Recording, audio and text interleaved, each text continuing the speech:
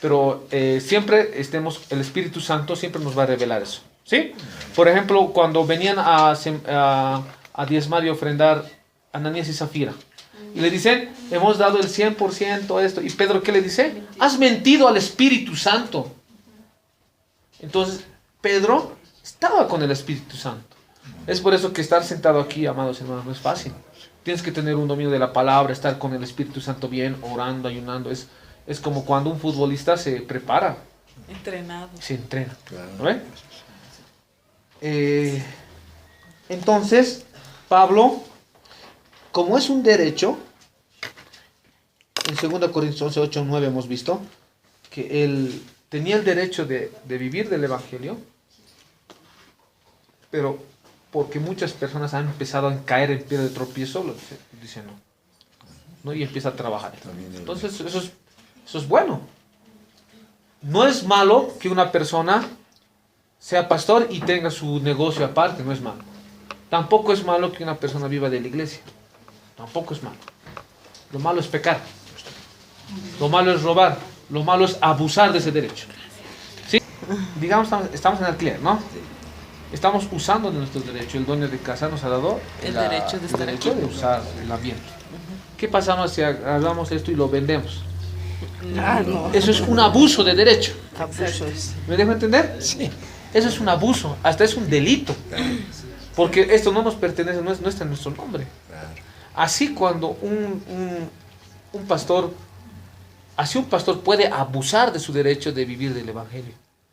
Sí, ahora vamos a Isaías 1:11. A Dios le puede dar asco tu ofrenda. Sí, después que todo lo que les he dicho, ahí quiero llegar, ¿ya? Porque es que esta partecita no les predican en las iglesias. Es que les predican de 30 al 60 al 100 por uno. Y te empiezan a predicar, es que gastamos en la luz, el agua. Y 1 hora te empiezan a hablar y en vez de hablarte de la Biblia. ¿Es o no es así? Es que queremos comprar un templo y esto, y necesitamos esto. Y empiezan a hablarte, es que en la luz necesitamos esto y lo otro. Ya, hagan una filita aquí, ¿quiénes quieren ofrendar $100? Y vienen los de $100. ¿Quiénes quieren ofrendar $500? Ya. Si vos te pasas al de $100 al 500, no, aquí es tu lugar, ¿cómo vas a desobedecer la autoridad de Dios?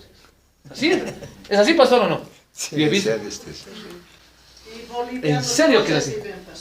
Dígame. No reciben bolivianos, porque una vez, pastor, Sí. yo por primera vez fui a una iglesia grande. Ajá. Y eso es lo que más son de sobres que hacen peticiones, ¿no ve? Y hayan orado y a quemar hayan debido ir. Entonces ahí me han invitado, fui yo. Y ahí pues manejan sus sobres de colores, es pastor. De $100 debe ser celeste, rosado, blanco, así. Sobrecitos a $100, sí, palabra, ¿ve? De 100, de 50. Ahora, puedes sacar ese sobre, te $20. dicen, y de aquí a un mes puedes dar. La ofrenda y el diezmo es lo que has ganado de tus ingresos en lo presente. La bendición. Sí, eso no es bíblico. A ver, ¿qué más estaba viendo? Igual. No. A ver, Isaías 1:11, ¿qué dice? No les dicen eso en las iglesias. Dios les advierte: ¿por qué me traen tantos animales para presentarlos en mi altar? Ya estoy harto de esas ofrendas. Me da asco ver tanta sangre de todos los carneros y cabritos. ¿Qué más? ¿Sí o no? Yo nunca le he pedido que me traigan esos animales. Cuando vienen a Yo nunca he pedido. que me traigan esos ¿Crees que Dios ha pedido que traigan $100, $500? Ay, me dice que es una... Yo nunca he pedido. que me traigan esos animales cuando vienen a adorarme. Solo vienen para ensuciar mi templo y burlarse de mí. Váyanse de mi templo. ¿Qué más dice, hermano? Para mí esas ofrendas no tienen ningún valor. Ya no quiero que las traigan. Y no me ofrezcan incienso porque ya no lo soporto. Tampoco soporto ¿Qué es el incienso? fiestas. Ni siquiera te va a escuchar tu oración si tu ofrenda está así. A ver, ya, perdón hermano que se ha cortado, sí. Sí, no. Ya no quiero que las traigan. Y no me ofrezcan incienso porque ya no lo soporto. Tampoco soporto sus fiestas de sábado y luna nueva. Fiestas de sábado encima, ¿eh? Hasta los adventistas. Mentira, ya. Ahí está. ¿Ya qué más dice? Tampoco soporto sus fiestas de sábado y luna nueva, ni reuniones de gente malvada. Me resultan tan molestas que ya no las aguanto. Ustedes oran mucho y al orar levantan las manos, pero yo no los veo ni los escucho.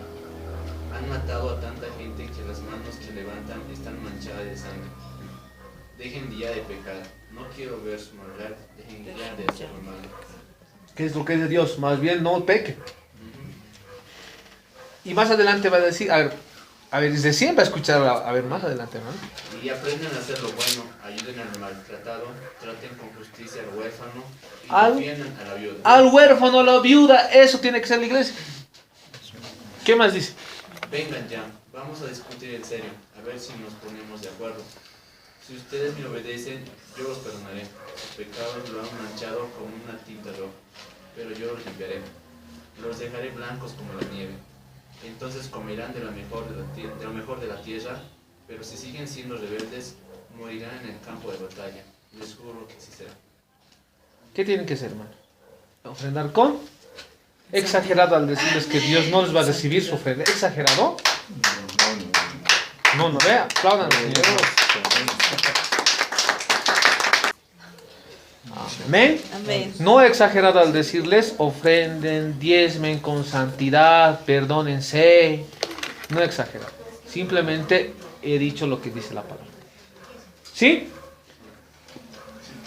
Ezequiel 34. Lindo sería que eso prediquen las iglesias grandes, ¿no? Ezequiel, ¿cuánto pastor? 34. Pero les predican Malaquías 2. Me habéis robado de las ofrendas y diezmos. Que dice que los pastores, a ver, se los voy a leer, miren. Vino a mí palabra, y es palabra para los pastores, en serio, diciendo, hijo de hombre. Es que en este tiempo las profecías todas son buenas, ¿no ve? En las iglesias grandes, sobre todo. Vivimos en avivamiento, amén, Jesucristo viene. Dicen, hermanos, no, todas sus profecías son buenas. Y eso es lo que paseaba con Isaías y Ezequiel. Mientras los otros profetas hablaban cosas buenas, Jesús les decía, Jehová les decía, profetizan la verdad. Y la verdad era que profetizaban cosas malas. ¿Sí? Y ese es el tiempo, por ejemplo, sobre un poquito esto vamos a profundizar. Vino a mí palabra de Jehová diciendo, hijo de hombre, profetiza contra los pastores de Israel. Profetiza y di a los pastores, así ha dicho Jehová el Señor. Ay de los pastores de Israel que se apacientan a sí mismos. ¿No apacientan los pastores a los rebaños? Hay muchos pastores que se apacientan a sí mismos y no apacientan a las ovejas. Ay, el 3 dice, coméis la grosura y os vestís de la lana, la engordada degolláis, mas no apacentáis las ovejas, o sea, viven de las ovejas. Se apacientan a sí mismos. ¿Cuál es el pastor? Pues que vive de las ofrendas, diezmos, se compra auto, casa, todo, abusando de su derecho. Se apacienta a sí mismo. ¿Ya ven? Qué rudo. Pero por eso tienen que venir a los... Y tienen van a que dar hablar cuenta, esto. hermanos, que lo que estamos hablando hoy día no se repite más. O sea, yo no soy persona que repite. ¿Cuál es la función del pastor? ¿Qué es lo que debe hacer un pastor?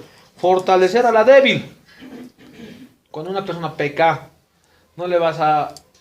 está caído, no le vas a patear ahí mismo. Tienes que fortalecer a la débil. No curaste a la enferma. Hay que curar al enfermo. Cuando un hermano viene con ese pensamiento de que ofrendas y Dios te va a sanar, está enfermo. Está enfermo. Hay que curarle. ¿No ven? Cuando una persona o una ovejita no cree en milagros, está enfermo. Hay que curarle. No vendáis la perniquebrada. Hay muchas personas que han sido dolidas en la iglesia, le han lastimado en la iglesia. Porque en los mismos líderes hay envidia. Hay que ser claro. El primero que te ataca no es el satanista. Es el mismo cristiano y el mismo pastor que te ataca. Entonces muchas personas hay con ese corazón destrozado. Que no, tanto lío por el cabello largo se hacen con los hombres. Que salen muchas personas lastimadas, ¿no? Entonces el pastor, ¿qué tiene que hacer? Vendar a la pendiquebrada.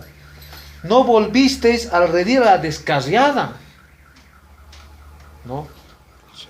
Ni buscasteis la perdida. de otras iglesias tienen que venir aquí, porque están perdidos, descarriados. No es por criticar ni por hablar mal, pero a ver, preguntarles a uno de los hermanos, ¿en qué crees? A ver, preguntarles estas cositas, ¿había esto del diezmo, la ofrenda? A ver, ¿sabrán? Sino que os habéis enseñoreado de ellas.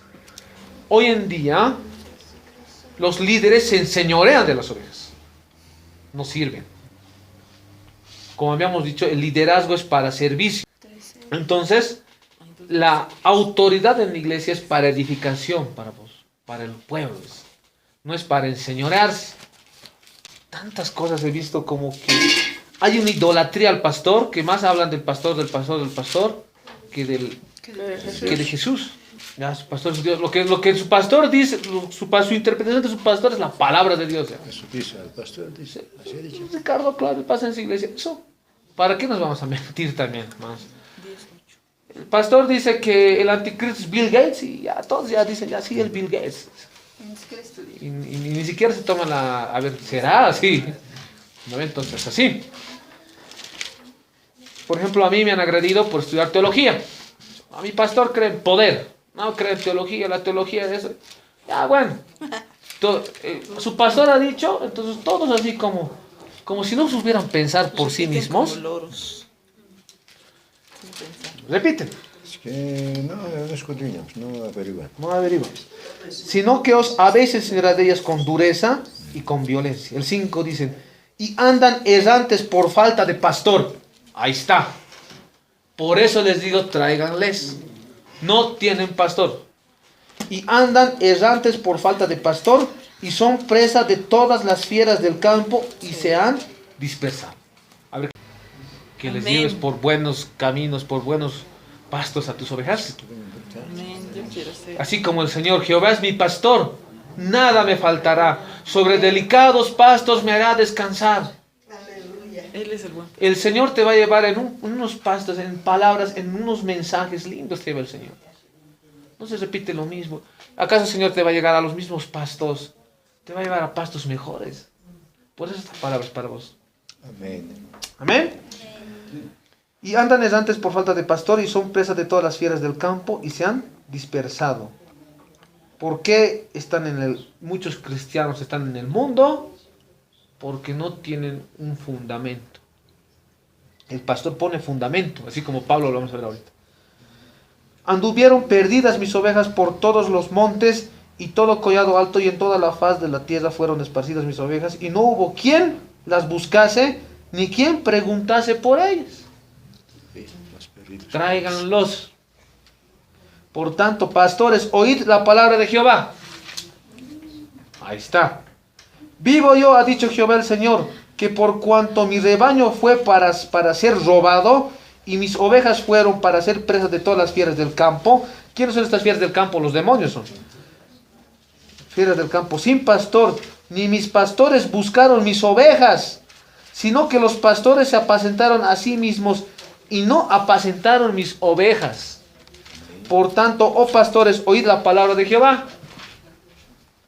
Así ha dicho el Jehová el Señor, he aquí yo estoy contra los pastores. Imagínense. Aquí ha dicho Jehová el Señor, he aquí yo estoy contra los pastores y demandaré mis ovejas de su mano y les haré dejar de apacentar las ovejas, ni los pastores se apacentarán más a sí mismos, pues yo los libraré, mis ovejas de sus bocas, y no les serán más por comida. Ahí es donde entra, que dice el Señor, que les dije, pastor, que va a empezar a cernir gente. Yo, ¿quién? A ver, mira, el 11 dice, porque así ha dicho Jehová el Señor, he aquí, yo mismo iré a buscar mis ovejas. Ahí ya no hay denominación, el mismo Señor va a hablar. Y las reconoceré.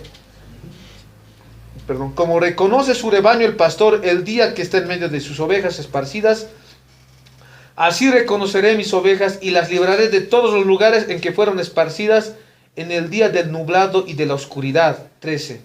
Y yo los sacaré de los pueblos y los juntaré de las tierras. Ya no está hablando de ir de una iglesia, está hablando de un avivamiento ahí. Eso es un avivamiento. Porque un avivamiento, ¿cómo empieza? No empieza por unción. Empieza con un cambio de palabra, con un nuevo mensaje. Primero se cambia de conocimiento, un conocimiento más profundo de la palabra, Y de ahí empieza el avivamiento, un cambio de pensamiento. ¿No? Como reconoce su rebaño, a ver, el 13, y yo los sacaré del pueblo y los juntaré de las tierras y las traeré a su propia tierra y las apacentaré de los montes de Israel por las riberas y en todos los lugares habitados por país. Del país. Amén. Buenos pastores. Todo esto lean, hermanos. Es todo el 34. Al final dice que Dios va a levantar una oveja ya. Y esas ovejas somos nosotros. Amén. Amén. Porque el Señor al Señor dice, ya no voy a confiar en los pastores, sino una de las ovejas lo voy a levantar. Todo Levíticos te habla de las ofrendas. ¿Sí? O sea, tenían diferentes procedimientos especiales que se hacían en las diferentes ofrendas. Había una ofrenda quemada. Esto está en Levíticos 1 al 17. Ponen en su casa.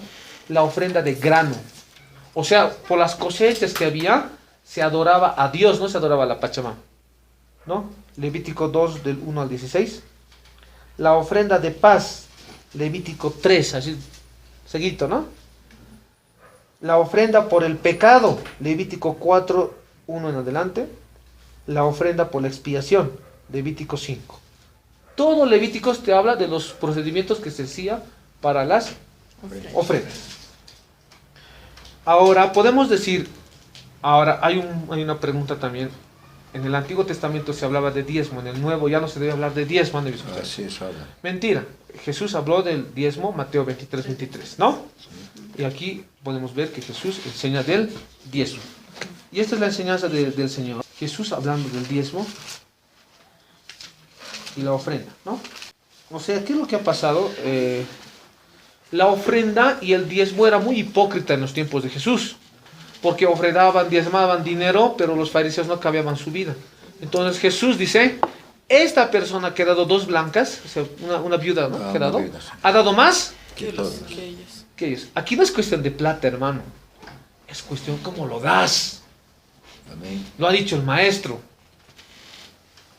¿Sí? Si nos hubiera exaltado, cada de los fariseos han dado más, así.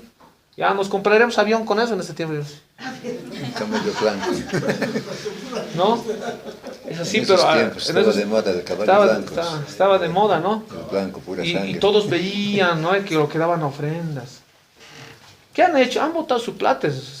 Deberían gastarse, no sé, un fricasé. Han botado su plata. Jesús acusa a los escribas y fariseos, Mateo 23. 23, 15.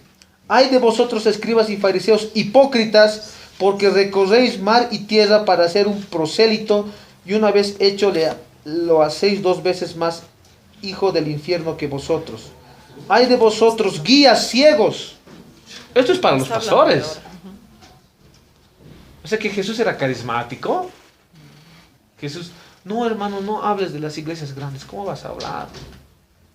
Jesús era así. Jesús era bien de frente.